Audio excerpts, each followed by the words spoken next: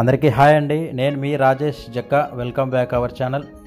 ఈరోజు అయితే మనం పెద్దపప్పూరు అంటారండి, తాడిపత్రి దగ్గరలో ఉంటుందన్నమాట.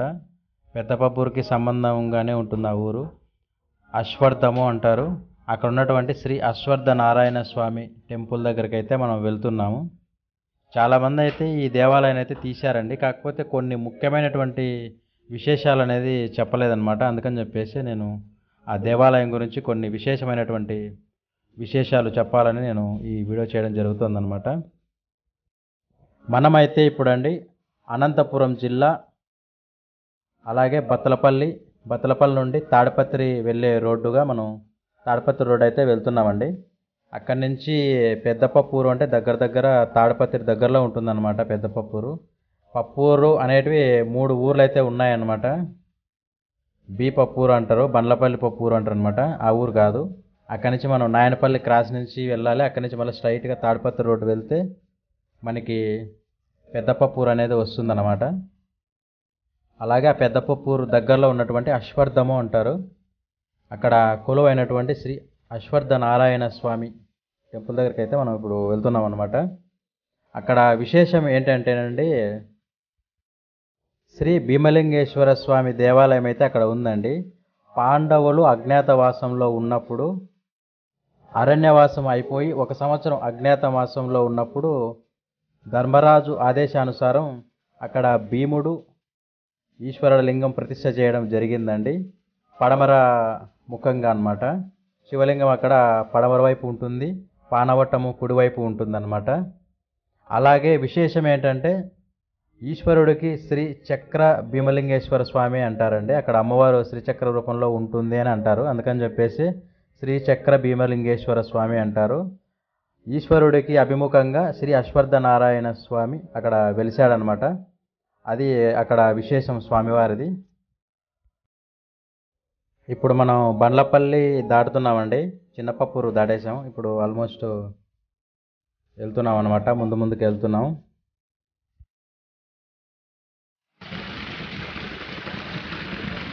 ఇప్పుడైతే మనం అశ్వర్థపురం దగ్గరికి వచ్చామండి. అశ్వర్థ దగ్గరికి అయితే వచ్చాము. పప్పూరు దగ్గర ఉంటుంది అనమాట, దగ్గర ఉంటుంది. అక్కడ నీళ్ళు కొంచెం వెరైటీగా వస్తుంటే, పంట పొలాలు అవన్నీ బాగుంటే మనలోకి చూద్దామని ఒకసారి క్యామ్ ఆన్ చేశాను అనమాట. చూడండి ఒకసారి, నేను చూపిస్తాను.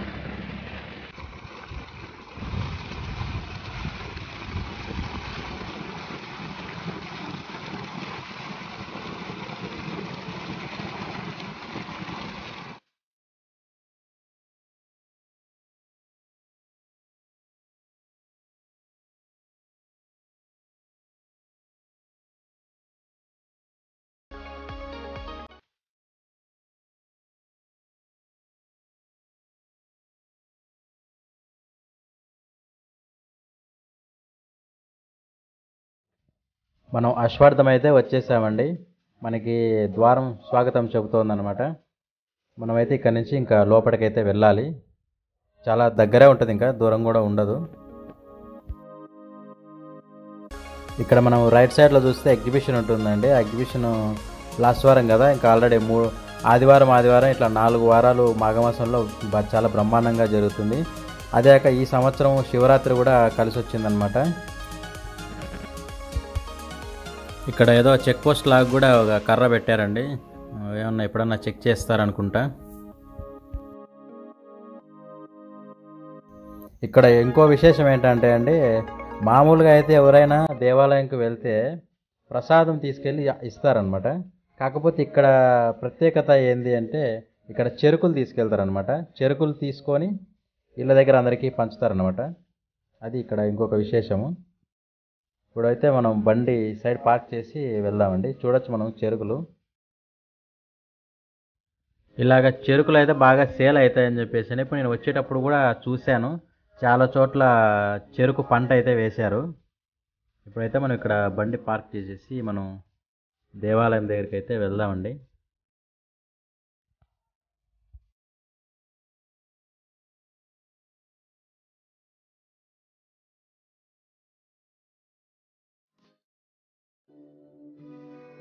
మూలతే బ్రహ్మరూపాయ మధ్యనే విష్ణురూపిణి అగ్రతః శివరూపాయ వృక్షరాజైతే నమః అన్నట్టుగా మనం చూస్తున్న ఎడమవైపు ఉన్నటువంటి శ్రీ శింగరభట్టు మహర్షి అండి, మధ్యలో వినాయకుడు, ఇటుపక్క శ్రీ అశ్వత్థనారాయణ స్వామి అన్నమాట మనం చూస్తున్నది.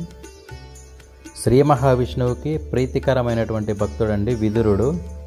విదురుడు కోరిక మేరకు అశ్వత్థ వృక్షంలో భూమండలం మీద శ్రీ మహావిష్ణువు అశ్వత్థ రూపంలో ఉంటాడండి. మనం ఇటువైపు నుంచి అశ్వత్థ వృక్షానికి వెనక వైపుకి వస్తే అండి ఇక్కడ శ్రీ హనుమ ఉన్నారనమాట. ఇక్కడ అందరూ టెంకాయలు కొడుతున్నది హనుమకే అనమాట. అక్కడ అటువైపు నుంచి శింగరభట్టు, అలాగే వినాయకుడు, అలాగే శ్రీ అశ్వత్థనారాయణ స్వామి అక్కడ పూజ చేస్తారు. ఇటువైపు హనుమకు పూజ చేస్తారనమాట. ఇక్కడ మనం ఈ ముడుపులు చూడొచ్చండి. ఏదన్నా కోరిక ఉన్న వాళ్ళు ముడుపులు కట్టుతూ ఉంటారు అనమాట. ఇక్కడ శ్రీ మహావిష్ణువు ఈ అశ్వత్థ చెట్టు రూపంలో అశ్వత్థ చెట్టులో ఉంటాడండి. మనం తెలుగులో రావి చెట్టు అని పిలుస్తాం అనమాట ఈ చెట్టుని. ఇక్కడ ఈ ప్రదేశంలో పినాకిని నది అని ఉందండి, మనం పెన్నా నది అని పిలుస్తుంటాం అనమాట. ఇక్కడ శ్రీ శింగరభట్టు మహర్షి గారు ఇక్కడ కొంతకాలం తపస్సు చేస్తుండేవారు అనమాట. ఈ పినాకిని నదిలో స్నానం ఆచరించే సమయంలో ఆయన చేతులలోకి వచ్చేసి ఈ శ్రీ అశ్వత్థనారాయణ స్వామి విగ్రహం అనేది చేతిలోకి వచ్చిందనమాట. ఆయన ఆ విగ్రహాన్ని తీసుకొచ్చి ఇక్కడ ప్రతిష్ఠ చేశారనమాట. అందుకనే ఈ ఊరికి అశ్వత్థము అనే పేరు వచ్చిందండి. అలాగే 1540లో యుద్ధం జరిగిన సమయంలో ఆ విగ్రహాన్ని విరగొట్టడం జరిగిందంటండి. తర్వాతి కాలంలో మళ్ళీ వేరొక విగ్రహాన్ని అయితే ప్రతిష్ఠ చేశారంట. ఇక్కడ మనం చూస్తే మనకి శ్రీరామ సీతమ్మ సమేత లక్ష్మణ సమేత శ్రీ హనుమ ఇక్కడ మనకి దర్శనమిస్తారండి. మనం శ్రీరాముల వారి పాదాలకు దండం పెట్టుకుందాం, అలాగే హనుమకి దండం పెట్టుకుందాం.